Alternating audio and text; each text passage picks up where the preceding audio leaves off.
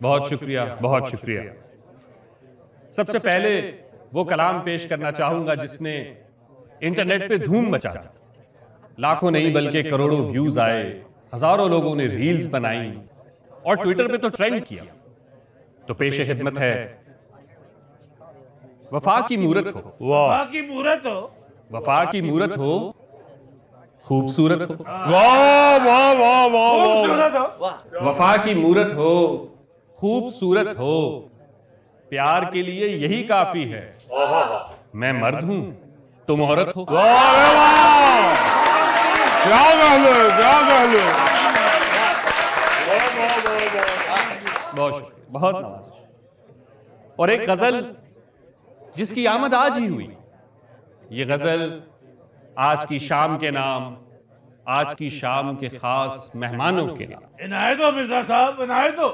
بکھری ہوئی ہیں خوشبوئیں، بکھری ہوئی ہے خوشبوئیں، واہ بکھری ہوئی ہیں خوشبوئیں، کوسے قضا ہے ہر سو، واہ واہ واہ، بکھری ہوئی ہیں خوشبوئیں، کوسے قضا ہے ہر سو، یہ آمد بہار ہے یا تم لوٹ آئی۔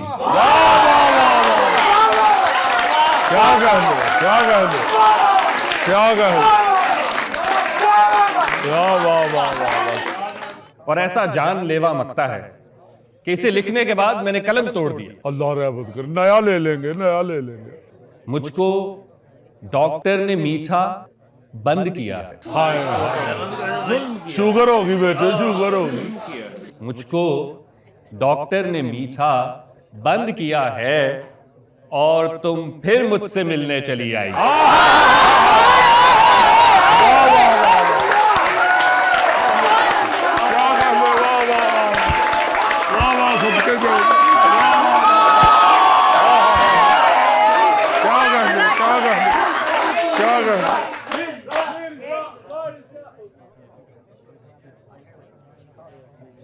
اب میں آپ کے اور اس شام کے درمیان میں مزید مخل نہیں ہونا چاہوں گا۔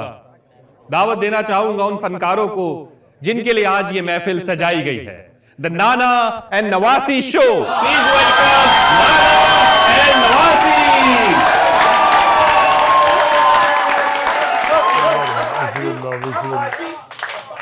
Thank you so much everybody for having us here. Ladies and gentlemen, جیسے کہ آپ سب جانتے ہیں میرا نام ہے زارا خان اور یہ ہے میرے نانا میاں امیر خان صاحب۔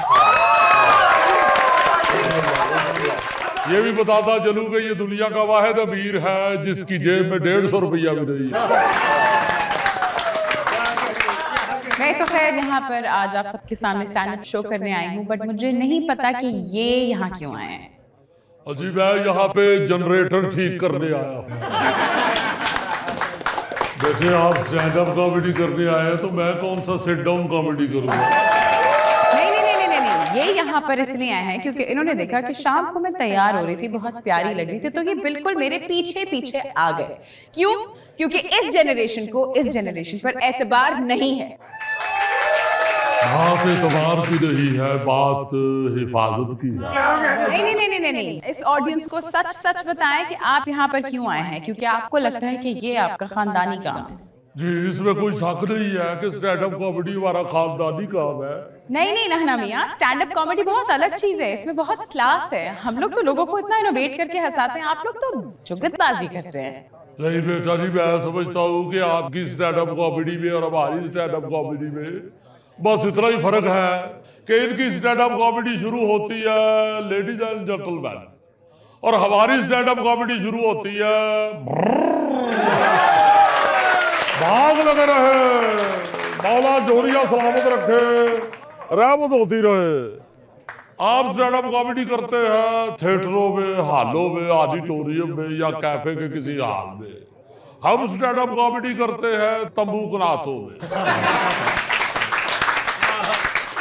آپ کی اسٹینڈ اپ کامیڈی کے لیے لوگ ٹکٹ لے کے آتے ہیں، ہماری اسٹینڈ اپ کامیڈی کے لیے اللہ پاک کسی کو کاکا دے دیتا۔ اچھا ٹھیک ہے، مان لیتے ہیں آپ کا یہ پوائنٹ، لیکن آپ ہمارا کوئی پوائنٹ کیوں نہیں مانتے؟ ابھی میں نے راستے میں ان کو بولا کہ گوگل نے بتا دیا کہ آج بارش ہوگی، تو پلیز نانا میاں چھتری لے لیں، تو انہوں نے کہا پوتٹ ہے، میں لفافہ پھاڑ لیا۔ पहली बात तो ये है कि मैं इस गूगल चाचे की बात पे यकीन ही नहीं करता। देखो जी, हर इलाके की, हर खित्ते की अपनी अपनी जरूरियात होती है। ये जो छतरी है ये गोरे को ठीक काम देती है, क्योंकि वहां पे लोग भी सीधे हैं और बारिश भी सीधी होती है। हमारे इलाके में लोग भी टेढ़े हैं और बारिश भी टेढ़ी होती है। अगर छतरी ले तो वो सर को तो बचा लेती है, मगर टेढ़ी बारिश सारी पतलून गिल्ली कर देती है। अच्छा ठीक है, इनका ये पॉइंट भी वैलिडेट हो गया। लेकिन अभी जब गाड़ी में मैं ऑनलाइन म्यूजिक सुन रही थी नाना मियाँ, तो आपने मुझे कहा आपने अपने फेवरेट सिंगर का गाना सुनना है। 15 मिनट इन्होंने मुझे सिंगर पे लेक्चर दिया है।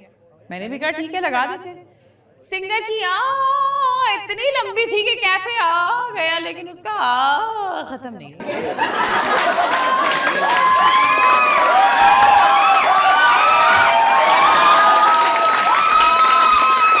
भाई इसका तो मतलब है कि हमारे दौर के जो सिंगर है वो साथ अल्लाह के फजल से मंजिल पे भी पहुंचाते थे। आहा, मैं तो कहता हूं कि हमारा सिंगर अगर आ ना करे तो मंजिल आती नहीं है। तो मैं समझता हूं कि आला गुलूकार हमारे जमाने के ही होते थे। ओ यार, एक तो मैं इनके जमाने से बड़ी तंग हूँ। इतनी तंग के हमारे जमाने में पैदा ही नहीं हुई। मतलब कुछ भी कर लो, ये लोग बार बार कहते हैं हमारे जमाने में तो ये होता था, तुम लोगों ने अपने जमाने में तो कुछ देखा ही नहीं। कुछ भी सोच लो, हमारे जमाने में तो हम ये सोचते थे, तुम लोगों के जमाने में तो तुमने कुछ सोचा ही नहीं। हत्ता कि अगर हम ये कहते कि भाई हमने अपनी जिंदगी जाया कर दी है, तो कहेंगे बस कर दो, तुम लोगों को क्या पता कि हमारे जमाने में हमने किस लेवल पे जिंदगी जाया की थी।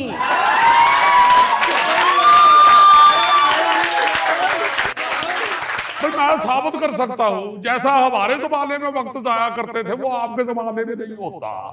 मेरा फर्स्ट कजन भाल है तो 80 साल का हो गए फौत हुआ है। 80 साल में से 72 साल एक दूध दही वाले के थड़े पे बैठा रहा है। आपने क्या बेली हो रहा है? आपके दौर में तो अब मोबाइल आ गया।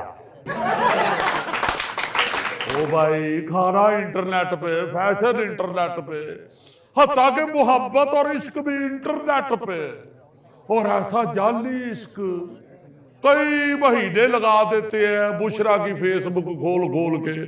बाद में पता चलता है बुशरा नहीं भाबशीर है। ठीक है नाना मियाँ, आपके जमाने में भी बहुत अक्लमंद लोग थे, लेकिन नाना मियाँ हमने भी तो एक्सेप्ट कर रहे हैं। आई थिंक इट्स टाइम कि हम इस बात को एक्सेप्ट करें कि ये जनरेशन बहुत ज्यादा एक्सेप्टिंग है। इस जनरेशन की वजह से ही आज हम यहाँ हैं।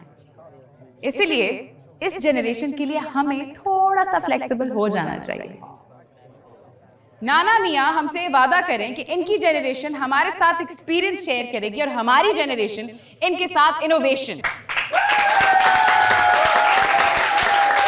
तो फिर क्या कहते हैं, नाना मियाँ से वादा ले ले? So Nana Mia, do you promise to coexist? Okay, but Urdu बेटे।